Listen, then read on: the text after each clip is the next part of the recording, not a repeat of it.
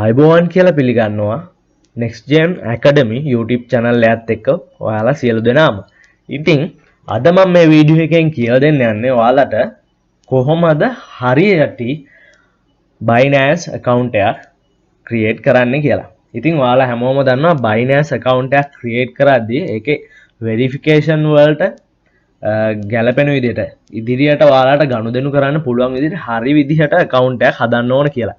ඉතින් මම මේ වීඩියෝ එකේ හැම තැනදීම ඔයාලට හැම දෙයක්ම කියලා දෙනවා step by step. ඉතින් ඔයාලා හැමෝටම කියන්නේ වීඩියෝ එක කිසිම තැනක් මග අරින්නේ නැතුව මේ වීඩියෝ එකත් එක්ක එක්කලා ඉන්න.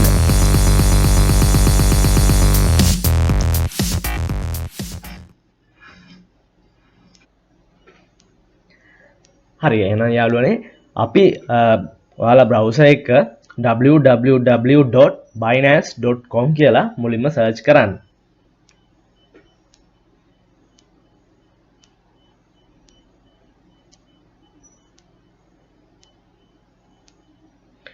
ඉතින් ඔයාලට මේ වගේ ඉන්ටර්ෆේස් එකක් තමයි මේ ඩිස්ප්ලේ වෙන්නේ. මේක තමයි Binance ලගේ official site එක. Binance එකෙන් app එකක් launch කරලා තියෙනවා. ඒක අපිට use කරන්න පුළුවන් අපේ trading වලට. ඉතින් phone වලින් account හදා ගන්න කට්ටියටත් මේක වාසි වෙනවා. මොකද මේ app එක download කරලා ඔයාලට account එක create කර ගැනීමේ හැකියාවක් තියෙනවා. ඉතින් මම මේ වෙලාවේ කියන්නේ phone එකෙන් වගේම desktop එකෙමුත් කොහොමද account එක හදන්නේ කියලා මම ඔයාලට කියනවා. ඉතින් මේ app එක download කරගන්නවා නම් ඔයාලට Play Store එකට හරි නැත්නම් App Store එකට හරි ගිහිල්ලා ඒ app එක download කරගැනීමේ හැකියාව තියෙනවා. ඉතින් අපි දැන් Binance account එක කොහොමද හදන්නේ කියලා බලමු. එහෙනම් අපි මුලින්ම මේ ඉහළ තියෙන register කියන button එක click කරලා අපි account එක create කරන්න යමු.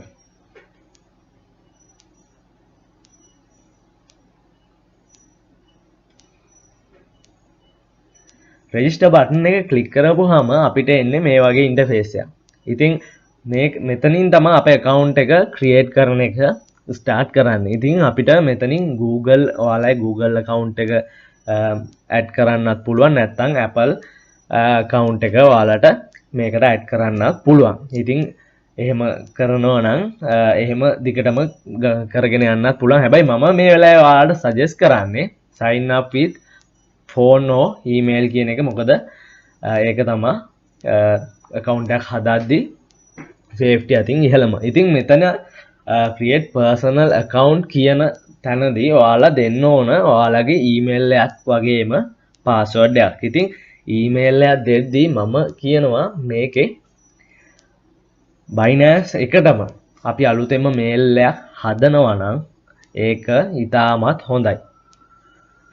මොකද අපි මේක Binance account එකේ අපේ මුදල් තමයි අපි trade කරන්නේ. අපේ coins අපි buy කරන coins වලින් තමයි අපි හැමදේම ගනුදෙනු සිද්ධ වෙන්නේ. ඉතින් ඒක safety වෙන්න ඕන නිසා මම කියනවා කාටවත් නොදෙන special mail එකක් හදලා ඒක use කරා නම් හොඳයි කියලා. ඉතින් මම මේකට හදාගත්ත mail එක enter කරනවා.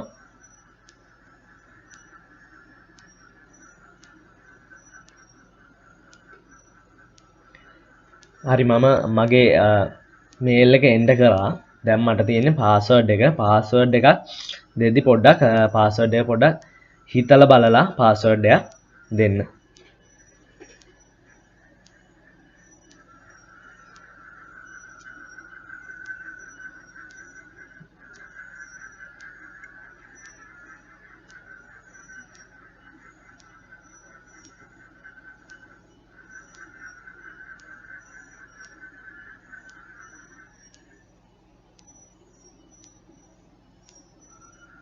ඒ වගේම තමා දෙයක් කියන්න ඕන මෙතනදී මේල් පාස්වර්ඩ් එහෙම දෙද්දි ඔයාලා කොහේ හරි තැනක සටහන් කරගන්න එක වඩාත් හොඳයි. මොකද මේක අමතක වුණොත් ඔයාලට ලොකු කරදරයක වැටෙනවා. ඒකින්ද මේ හැමදේම කොහේ හරි තැනක සටහන් කරගන්න අනිවාර්යෙන්ම.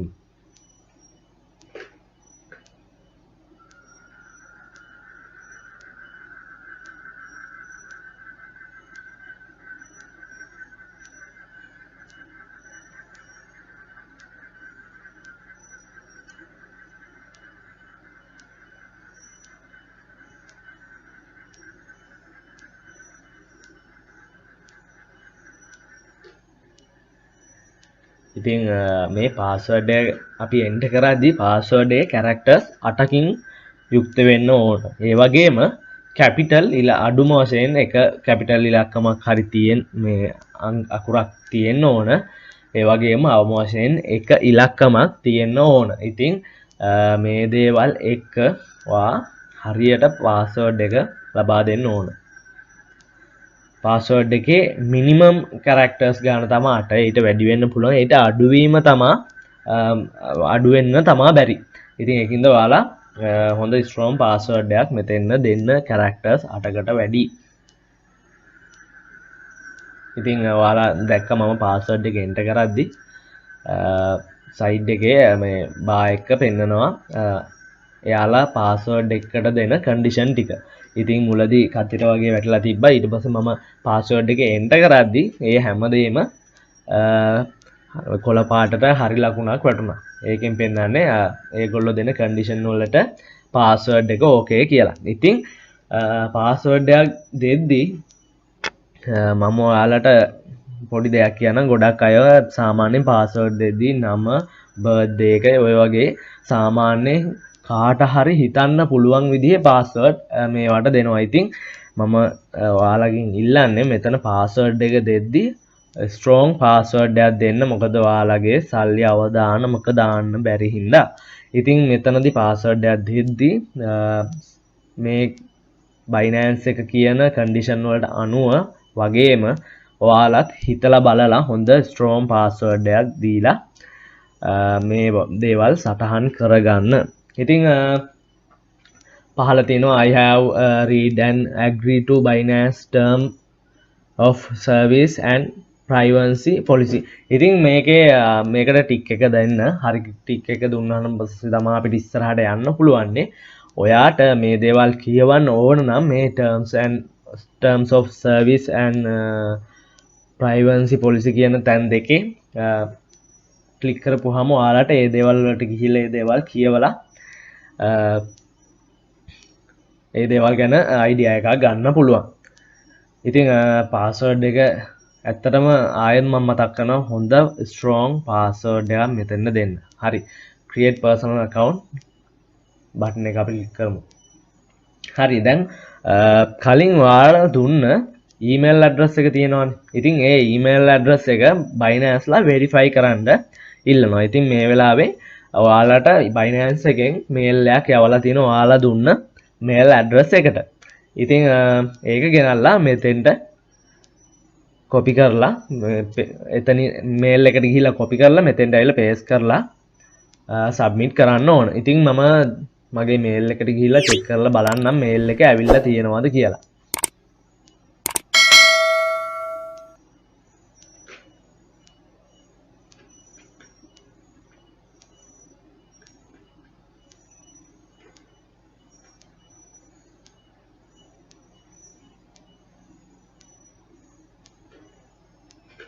Binance එකෙන් මේල් එක ඇවිල්ලා තියෙනවා.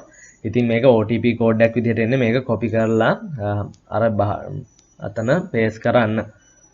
ඒ අංකේ විතරක් විශේෂයෙන්ම ඔයාලා මේ කොපි කරන්න මේ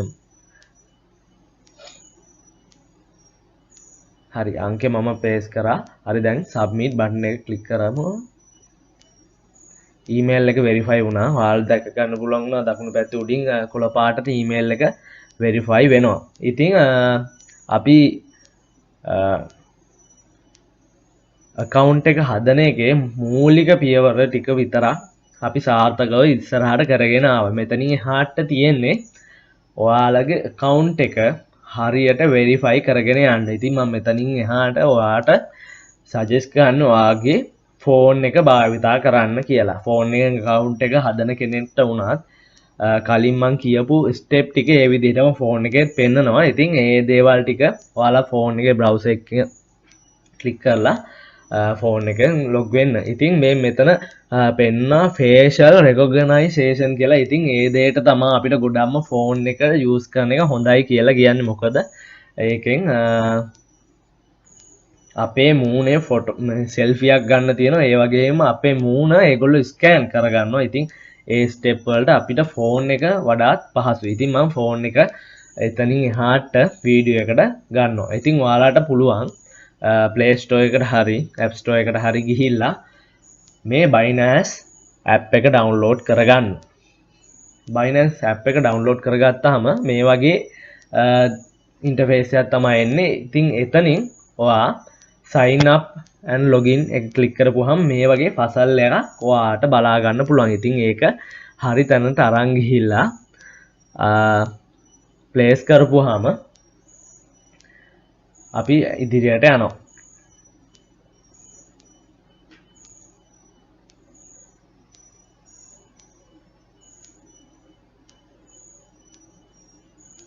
දැන් මෙතෙන්වත් ඔයාලගේ කෝඩ් එක යවන්න තියෙනවා. ඉතින් ඒක සබ්මිට් කරාට පස්සේ වෙරිෆිකේෂන් කෝඩ් එක ආවට පස්සේ අපි මේ වගේ ඉන්ටර්ෆේස් එකකට තමයි එන්නේ.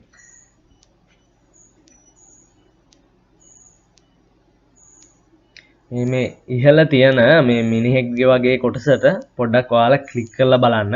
ක්ලික් කරපුවාම ඒකේ සිකියුරිටි කියලා ඔප්ෂන් එකක් තියෙනවා. ඒ ඔප්ෂන් එකට ගිහිල්ලා ෆෝන් නම්බර් එක ඔයාගේ ෆෝන් නම්බර් එක වෙරිෆිකේෂන් කරගන්න ඕන. ඉතින් මෙතනින් මුලින්ම ධන 94 කියලා වැටලා තියෙනවා. ඉතින් එතනින් ඔයාලා ශ්‍රී ලංකාවේ කෝඩ් එක ඔයාලා මේ ධන 94 කියලා එන්ටර් කරලා ඊට මෙහෙන් ඔයාගේ ෆෝන් එක එන්ටර් කරන්න ඕන. එන්ටර් කරපුවම ඔයාගේ ෆෝන් එකට OTP කෝඩ් එකක් එනවා. ඒක ගෙනත් මෙතන සබ්මිට් කරපුවාම ඒක සබ්මිට් වෙනවා. ඒ වගේම මේල් එකටත් එනවා. මේ දෙකම සබ්මිට් කරාට පස්සේ අපිට අපේ account එක verify වෙනවා. ඉතින් මේ ඒ දෙක verify කරාට පස්සේ අපේ verification personal verification වලට අපිට යන්න පුළුවන්. personal verification එක වලට ආවට පස්සේ අපිට verified and verify plus කියලා තියෙනවා. අපි මූලික වශයෙන් මෙතනදී verified කියන එක තෝරාගෙන start now click කරනවා. ඉතින් එතන ඉස්සරහට ගියපුවම අපිට identity information ලබා දෙන්න ඕන. එතකොට මෙතනින් අපි ශ්‍රී ලංකාව තෝරලා first name එකට ඔයාලගේ නම ඔයාලගේ ID එකේ තියෙන විදිහට හරියට නම දෙන්න. මොකද ඉදිරියේදී ඒක ප්‍රශ්නයක් වෙන්න පුළුවන්. ඒකින්ද ඒ විදිහටම ඔයාලගේ මුල වාසගම ඊට පස්සේ last name එක first name එකට වාසගම දෙන්න, last name එකට ඔයාගේ නමේ අග කොටස දෙන්න, middle name එකට ඔයාගේ නමේ මැද කොටස දීලා හරියට ඔයාගේ birthday එක select කරලා continue button එක click කරන්න. ඉතින් මෙතනදී ඔයාලා අපිට ඉල්ලනවා ඔයාලා address එක ID එකේ තියෙන විදිහට හරියට ඔයාලා address එක ලබා දෙන්න. මොකද ඊළඟ verification එකේදී කියන්නේ KYC verification කියලා එකක් තියෙනවා. ඒකදී ඔයාලට ඒක වැදගත් වෙනවා. ඉතින් මෙතනද ඔයාලා postal code එකක් දීලා city එක mark කරලා continue දෙන්න. ඉතින් postal code එක දන්නේ නැති කෙනෙක් ඉන්නවා නම් ඔයාලගේ post ඒ කියන්නේ ළඟම නගරය ගහලා ඉන්ටර්නෙට් එකේ ඔයාලට postal code එක ගන්න පුළුවන්. ඉතින් එතනින් ඉදිරියට ගියපුවාම අපිට බලා ගන්න පුළුවන් verification වලට ඔයා දෙන්නේ මොකක්ද කියලා. ඔයාට passport එක දෙන්න පුළුවන්, ID එක දෙන්න පුළුවන්, නැත්නම් ඔයාගේ license එක දෙන්න පුළුවන්. ඉතින් සිංහල ID එකක් වෙන්න පුළුවන්, English වලින් හදපු අලුත් ID එකක් වෙන්න පුළුවන්. කිසි ප්‍රශ්නයක් නැහැ. දෙකෙන් ඕන එකක් use කරන්න පුළුවන්. ඔය තුනෙන් එකට අපි tick එක දාලා අපි continue button එක click කරනවා.